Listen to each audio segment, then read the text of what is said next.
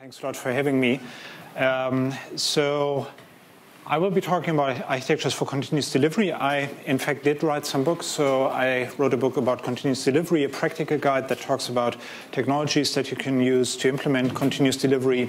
I wrote a book about microservices. This one is more about architecture. And there is also a short booklet that talks about the architecture of microservices. This one is actually free if you get it as an ebook. And my latest book is about technologies for microservices, a practical guide. And again, there is a free booklet, a short version of that one that you can also download. So when I'm talking about continuous delivery, I think the first question that I need to answer is, why would I even care? So why would I do continuous delivery? I think there are actually quite a few reasons why you would do it. So one reason is obviously the faster feedback cycle that you get. So you implement something, then you put it out in production, and then you can go back to implementing new features, new things, you can fix bugs. And the faster you go through that cycle, the faster you get new features out, your customers are more happy, and also it is easier to fix bugs. So that's one reason. But there are actually quite a few other reasons. So one other reason is when you go from releases each quarter to daily releases, the amount of things that you change in production is actually a lot less. So it's less risky because every deployment that you do is just a minor tweak. It's not really putting out a lot of new features. It's just a minor tweak to the existing system. And therefore, there is less risk that a bug is introduced. And it's also easier to fall back to the old version or to add other safeguards to keep both versions in production, these kinds of things. And the nice thing about this is that we can actually, nowadays, we have data to prove that this is a successful way of doing things. You could argue, well, if you go into production every day or multiple times a day, how could that possibly work? Obviously, going into production is risky, so that is why we were going into production just once every quarter, because then we can deal with the risk. But it turns out that this other approach, to have more deployments and do it more frequently, that is the one that is actually more successful. And there is a survey about this that backs that up. I added the link down there. And one of the data points is that the failure rate, if you do multiple deployments per day, in that survey is 0 to 15%, while if you do it once a week or once a month, it's much higher. So the safer way to go into production is to go more frequently into production. The question is, why is that? And I would argue, first of all, because there is less risk, but also because there is a higher reliability. If you have your average continuous delivery pipeline, there is a commit stage where you do unit tests and where you compile your stuff. That is something that pretty much everyone does these days. Then there is an automated acceptance test that takes a look at the software and checks whether it actually fulfills the requirements. Then we have capacity testing, where we look at the software and see whether it's fast enough, given the number of requests that we expect in production. And there are explorative tests, where we take a look at the software and see whether there's anything weird and new features or something like that. And then we go into production.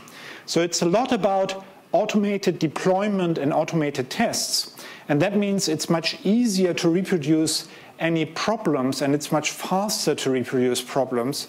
And it's also executed frequently, so we get used to it. If I do this thing just once a quarter, well, after 3 months, I've forgotten all the details. If I do it every day, it is something that I'm pretty used to and that I can easily do again. And lastly, and actually that is like one of the core things, the reason why we do continuous delivery is because we are agile. And in the Agile Manifesto, it says our highest priority is to satisfy the customer through early and continuous delivery of valuable software. That is basically where this term was coined. So why do I care? Because I get faster feedback, because it's less risky to do the deployments, because I get higher reliability for deployments, and I get more value to the customer. So there is actually a lot of reasons why you would do that, and that is also why I started being interested in continuous delivery, because it seems that it just tackles so many problems that we have and solves so many problems that we have in software. So what is the relation to architecture, to software architecture? Well, first of all, we need to define the term architecture.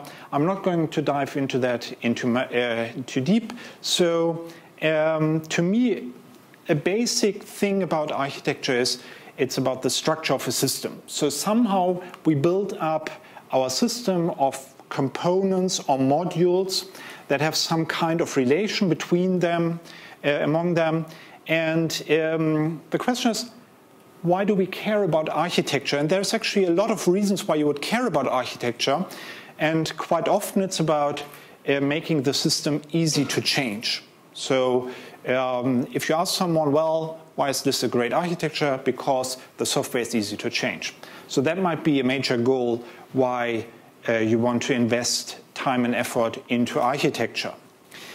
And I would argue that you should probably also care about continuous delivery, because I agree that usually software that is easy to change is software that is well structured. But if you do kind of a thought experiment, what is actually easier to change? Software that is really well structured, so that would be software architecture, or software where we have a lot of automated tests. And that is actually what the continuous delivery pipeline brings in. And that is something that I experienced in one project where I wasn't really sure what I was doing because I was starting afresh in that project. I was writing some code, but I felt safe because there were all those automated tests that gave me a green or a red light depending on whether I made a mistake or not. So I would argue software architecture is just one way of achieving that ultimate goal of easy changeable software. It's also about continuous delivery. And the other thing is, so what would you rather change? Would you rather change software that is well structured? Again, that would be software architecture, or software that goes into production fully automated and in a reliable way. That is, again, what this continuous delivery pipeline is about. And I would argue, if you're afraid of putting stuff into production because it's so hard to get stuff out there because the deployment process is so fragile, then probably you need to invest in continuous delivery, and that is the way to achieve your goal of easy changeable software. It's not just the architecture. So concerning that relation between architecture and continuous delivery, I would argue that continuous delivery supports architecture in a way that it allows you to achieve goals like easy changeable software in other ways, by investing in a continuous delivery pipeline, by not investing in a well-structured piece of software. And I think that's very important because as a software architect, I need to know all the tools that I can use to achieve my goal. And then I choose the one that is the most promising in a concrete situation. So if I'm just limited to, well, I need to really structure my software well to achieve that goal, well, I'm just limited in my options, and I should probably think about it harder. Okay, so that is one way to think about the relation between architecture and continuous delivery. So let's start to implement continuous delivery. And this is something that is more or less inspired by a scenario that I found at a customer. So they started with quarterly releases. So every quarter they put out some piece of software. So here is what happens over time. They have some development going on, then they have some testing going on, and then finally they do a release over the weekend, 2 days. And what they want to do is, they want to do several deployments a day. So they really want to speed that up. And I tried to put that on the slide. So the time we're looking at is this very tiny box in the bottom right. That would be testing and release. Actually, it would need to be even smaller, but I had to put something on the slide. So that would be my testing plus release and, well, maybe development. So let's take a look at how we tackle that problem. And one way of tackling the problem would be to say, well, we are going to do automation. First of all, concerning the development, that doesn't really matter so much because there is just so much that we can develop in, I don't know, a day or a few hours. So we get rid of that. That is actually not part of the problem. The idea is that we can develop in smaller batches anyway. So the rest is about testing. So we try to build up some kind of deployment pipeline, and we try to automate that. Let's assume that we achieve a 100-fold increase in speed. Then we would go. Then it would be 4 hours that we have for testing, which is actually not that bad. It's actually a lot faster than it was before. And let's assume that we can automate the deployment 4-fold. Then we have 2 hours of deployment. And again, I would say that is probably not too bad.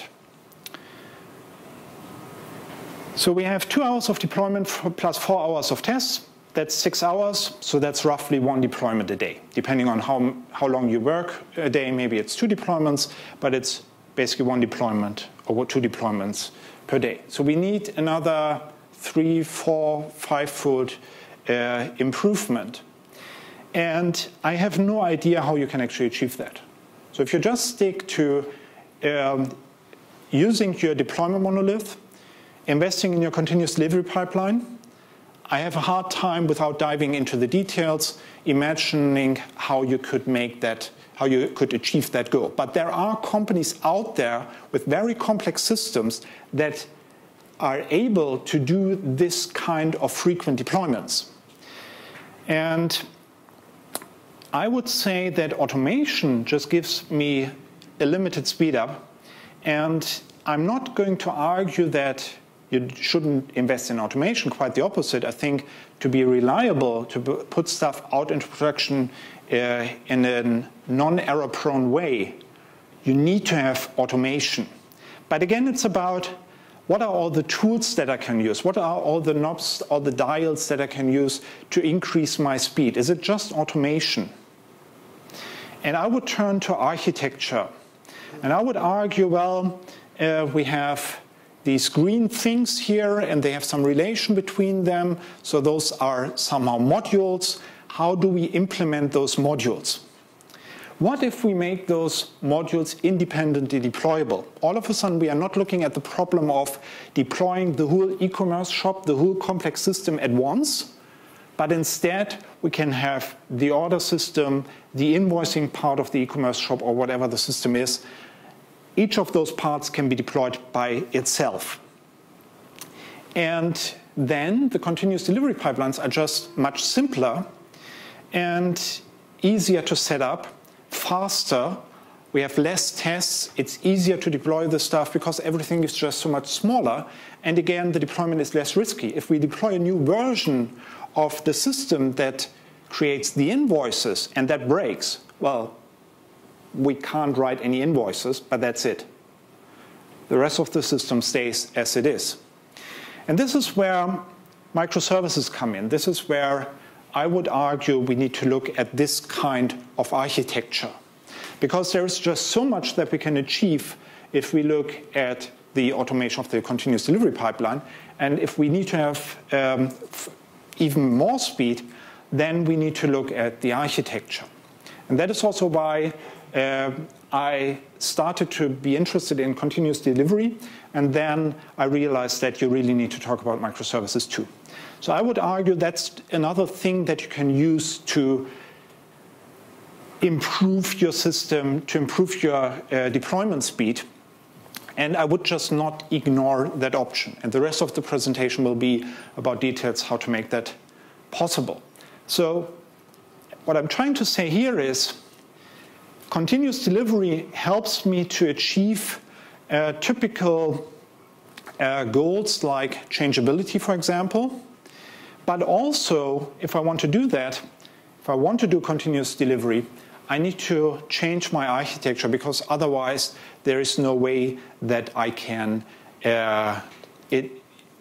achieve that kind of speed. At least in that specific scenario, I don't see how you could do it.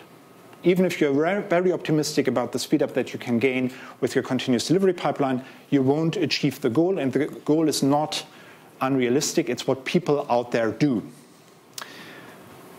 So let's talk about microservices. And what I am saying in this presentation is microservices are actually not a magic wand that you use, and you touch your system with that magic wand, and all of a sudden it's a system that can be easily deployed, and everything is nice, and it's nicely modularized, and so on and so on. So I am going to say that microservices have to be done in the right way to achieve the goal of faster deployment.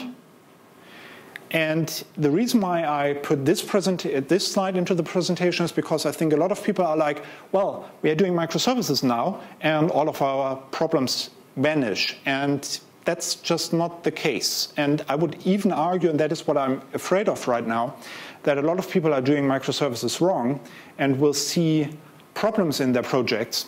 And the reason is not because the problem is not that they are doing microservices. The problem is that they are doing microservices wrong, and that they are focusing on the wrong aspects of that architecture. But they need to do it because otherwise they can't get that speed improvement that they need. So that is the situation that I would argue we are in as an industry.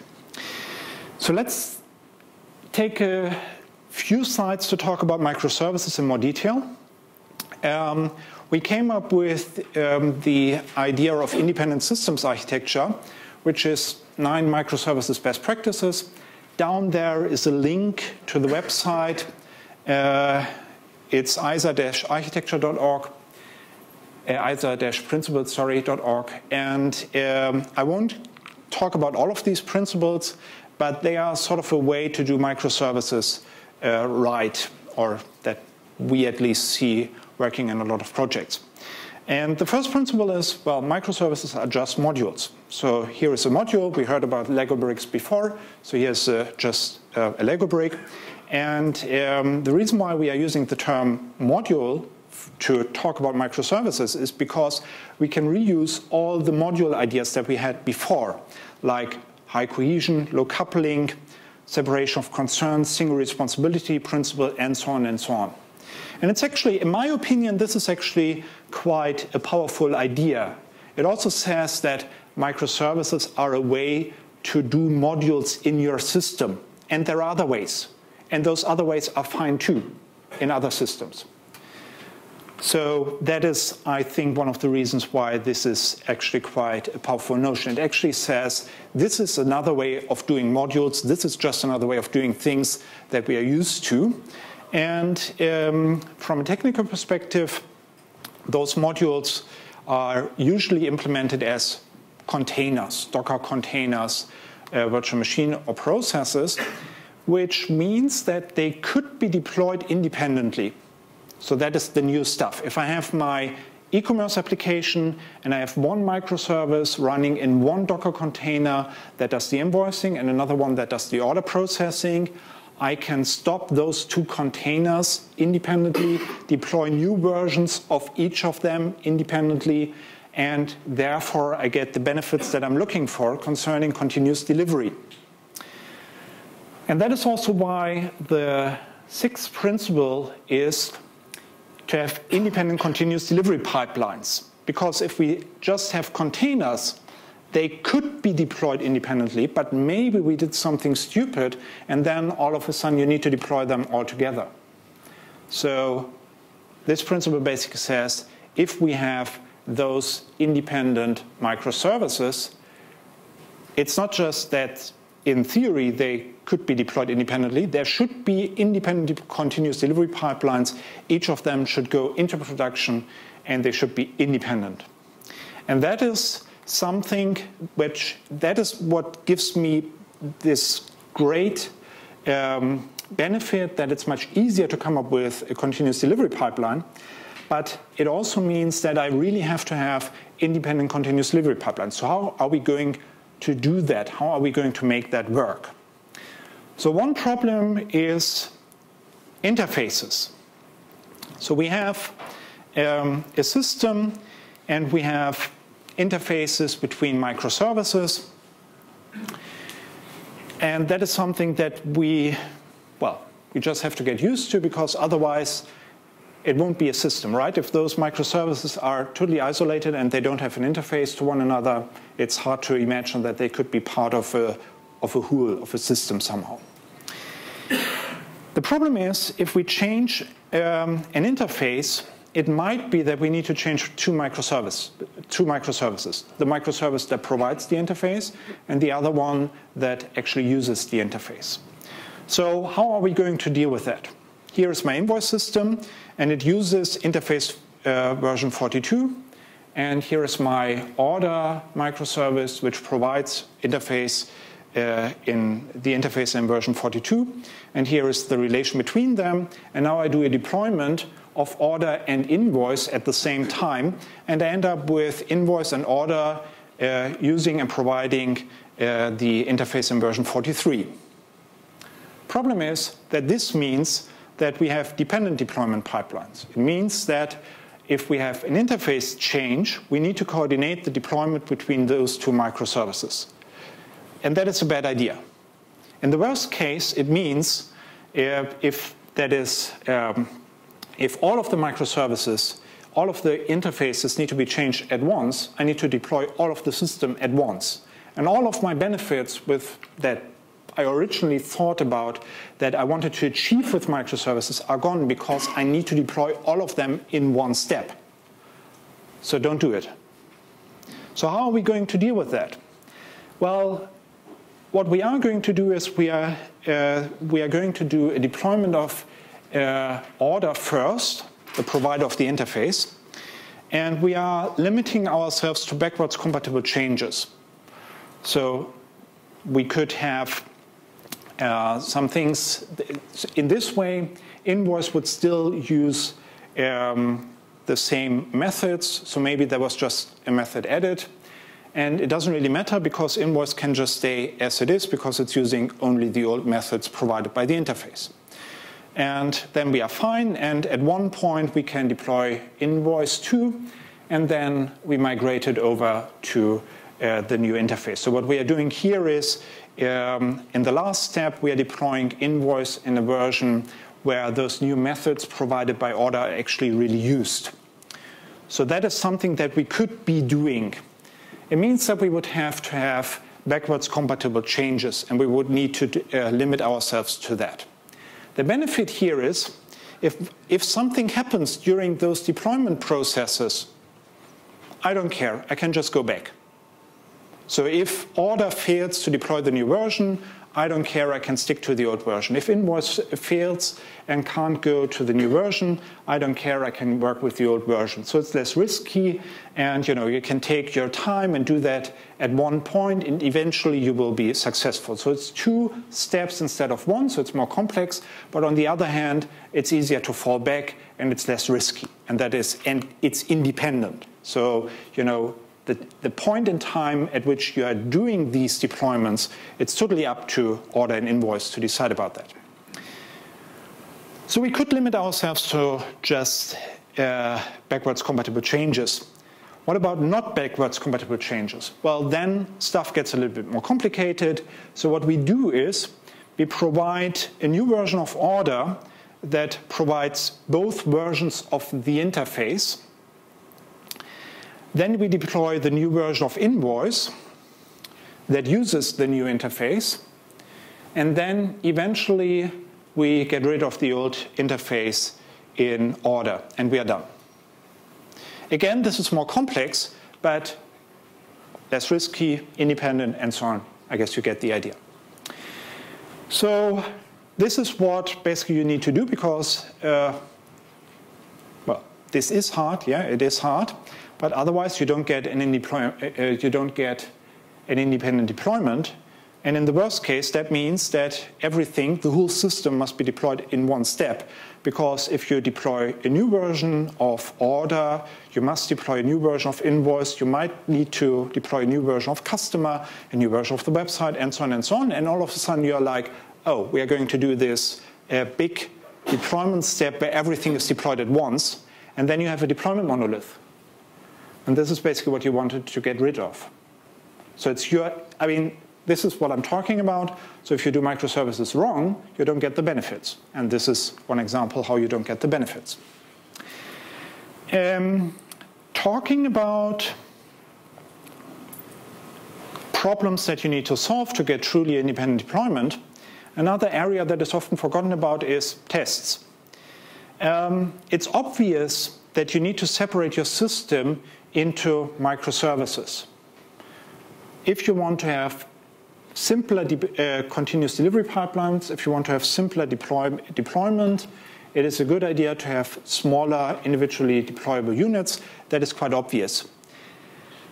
But also the tests need to be separated because otherwise you don't get those independent deployment pipelines. And there is a problem here because if you think about it, here is my invoice microservice again. Here is a continuous delivery pipeline for the invoice. Here's another one for order. And here's another one for some third microservice that I came up with, a search microservice. And then I put everything together, put them into an integration test environment, and then I go into production when the integration test passes, because obviously invoice and order do have an interface, so it might make some sense to test them together to figure out whether they actually work together, right? That is why we invented integration tests, and obviously that makes a lot of sense. But as you can see here, this is actually a bottleneck. And you could even argue that it means that the continuous delivery pipelines are not really that independent anymore.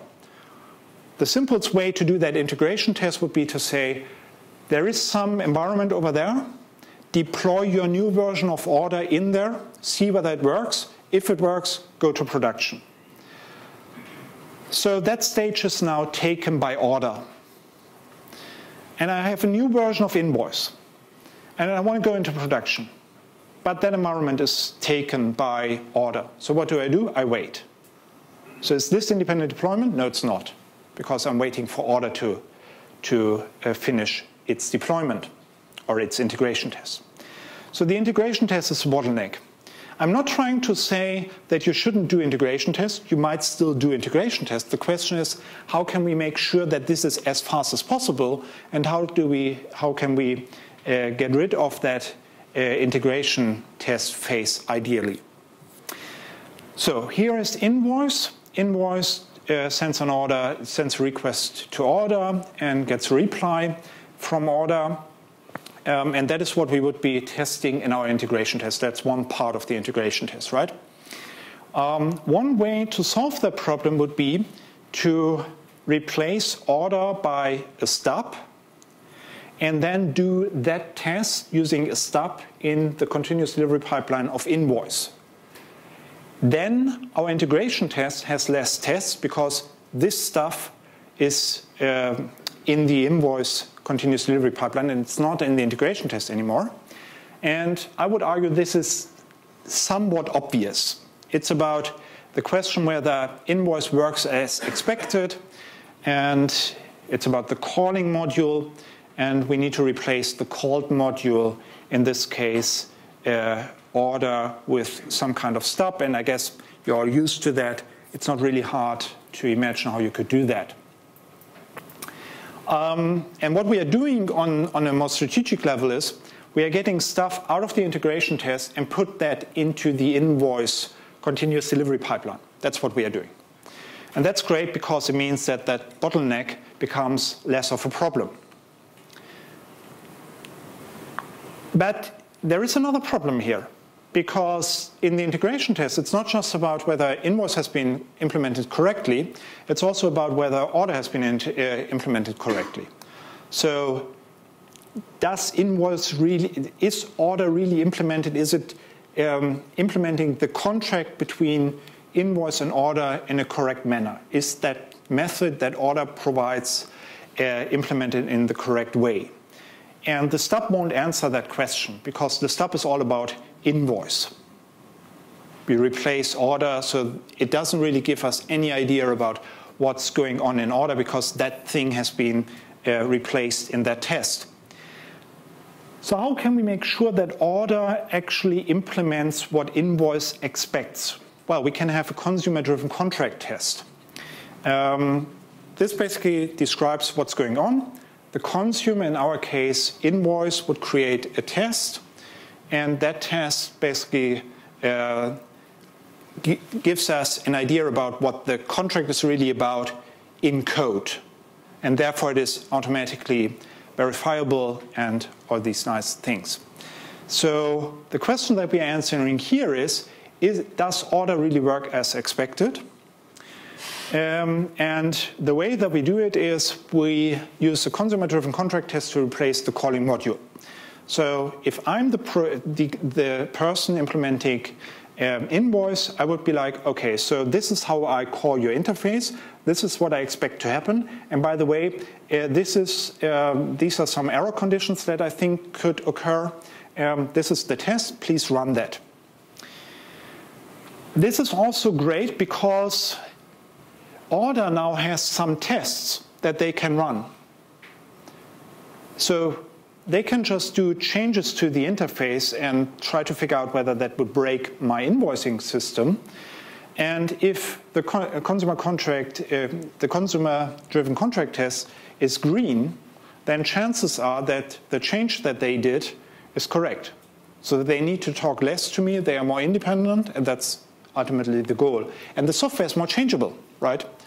The order team is probably not that afraid to change that interface anymore because they can run those tests. So consumer-driven contract tests are basically a pattern. Invoice would provide a test for order, and you could write that in pretty much any testing framework that you like, because at the end of the day, it's just a pattern. We somehow need to agree on some testing framework, and maybe it makes sense to have like one testing framework in all of the system, but it is basically a pattern. There is a technology here called Pact. The advantage of Pact is that you can write a test in, let's say, Java. And what that test does, that creates a JSON file that can then be interpreted in a different language. So I would write my test in Java. I would get, as a result, a JSON file. I would pass that over to the other team, and they might be running their test in Ruby, and they would have a packed implementation in Ruby and run the test in Ruby then. So it allows you to be more technology independent, and here is a link to an example that a colleague of mine did for that framework. And what we are doing here is we are getting rid of some integration tests and put them into the continuous delivery pipeline of one module, in this case of the order module. And that way we can get rid of more stuff in the integration test system. So this is one way of dealing with these kinds of changes. But I would argue that takes you only so far. So let's take a look at the domain architecture. We have invoice and order. And we are adding new features to the system. And the problem is that every time we have a new feature, both systems need to be changed. That is just something that we realized that this is happening in practice. So the problem here is that the deployment is fully decoupled, but that is more or less useless because we deploy both together anyway, and changes cover both anyway. And also the stuff that we did concerning testing, consumer-driven contract test stubs and so on, it's very cumbersome to do that because they are so tied together. And order is also too complex. One reason why this might be happening is that we have a problem in the domain architecture.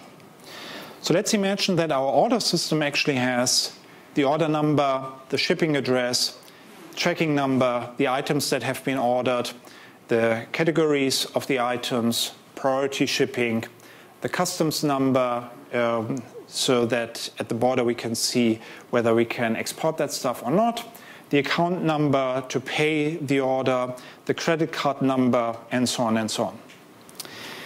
And this, first of all, means that our domain model is actually quite complex. And also the problem is that we might have a chatty system because all of the information that invoice is interested in, such as the account number or the credit number, this is all in the order system. So it's not really that much of a surprise that if we have that kind of model, that changes to the invoice system often also need changes in the order system. And that is where bounded context comes in. Bounded context says we have a specialized domain model just for one context, which means there is no universal data model. And that way we would get rid of our general universal order model. And we would say, well, if I look at the system from a tracking perspective, all the information that I need is the shipping address and the tracking number. So this is what we are going to store here.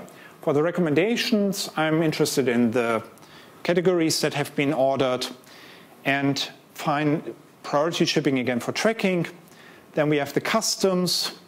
I'm only interested in the customs number there. And finally, for invoice, it's the credit card number and the account number that I'm interested in. So I create a specific model of order just for invoice. And that way, I have a more decoupled system because now all the information that I need to write that invoice is actually in my invoice system. And that is a decoupled domain architecture. And ideally, I should end up in a situation where features just need a change to one bounded context. So if I want to introduce a new payment, a new way of payment, well, I just need to change the invoice system because all the information about how to pay stuff is in there. All the processes are in there. If I need to integrate a new way of delivering things, well, I can probably do that in the tracking bounded context, and so on and so on. Then I implement those bounded contexts as microservices, and then I really get independent microservices, which means that changes are usually just located in one microservice, and they're truly independent, and therefore also I get a lot of advantages from the independent deployment. It means that if I change one microservice, if I have a feature, it'll just change one microservice, and I can put it in production by just deploying that one microservice. So it's much easier to get features out. If features change multiple microservices, I don't get that much of an advantage from that independent deployment. So that is why, even for continuous delivery, which is more like a technical thing, it seems, the domain architecture is important. So let me conclude. Architecture, as I said, has some, the goals of architecture can be reached by using continuous delivery. I would argue changeability of your system can be improved a lot if you have a continuous delivery pipeline. So that is why continuous delivery helps to achieve the goals that you have in your architecture. But also architecture must support continuous delivery. And the things that I've shown is you should have separately deployable modules, basically microservices, because there's just so much speed up that you can gain by implementing an automated continuous delivery pipeline. You should decouple deployments for interface changes. So I spoke about that, how you can do that. You should also decouple your tests. So I spoke about that. That is also important for databases. So if you have a database change, that should also be decoupled from the changes of your microservices. And you should use bounded context to have a decoupled domain architecture.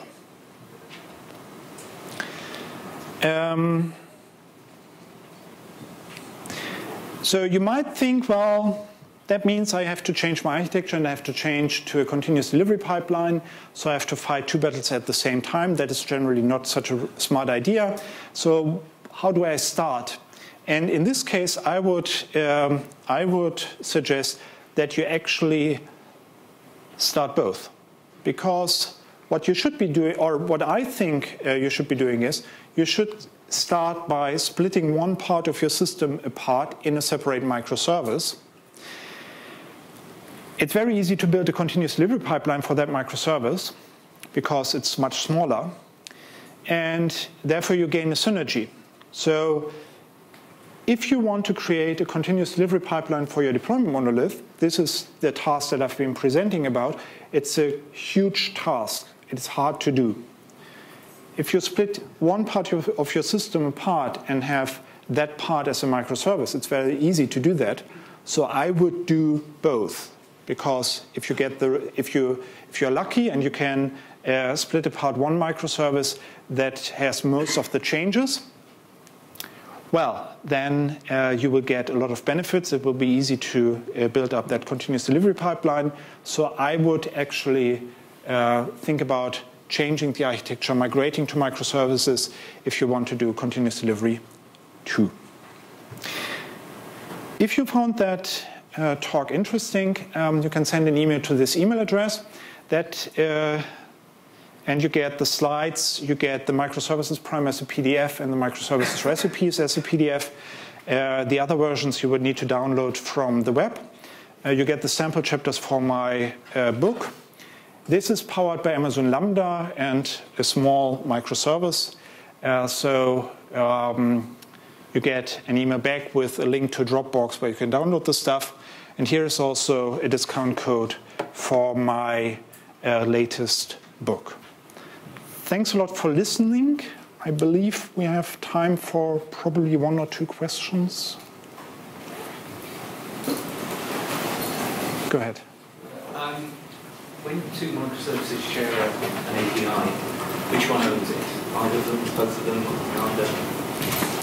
Yeah, so the question is, if two microservices share an API, which one of them owns it? And the answer is domain-driven design is your solution. So in domain-driven design, there are strategic design patterns, and they argue that both is possible. So it depends.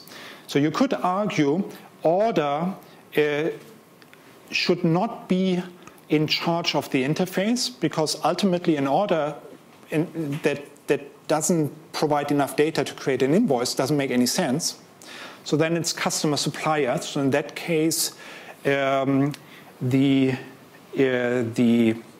invoicing system would be the customer that tells the supplier order what data it needs. Or it might be conformist, then it's just that whoever provides the data says what the data should look like, and the other one has to agree. So there is a huge body of collaboration patterns, as I call them at least, in the strategic design part of the DDD book, and that gives a lot of interesting insights into that. One final question, sorry.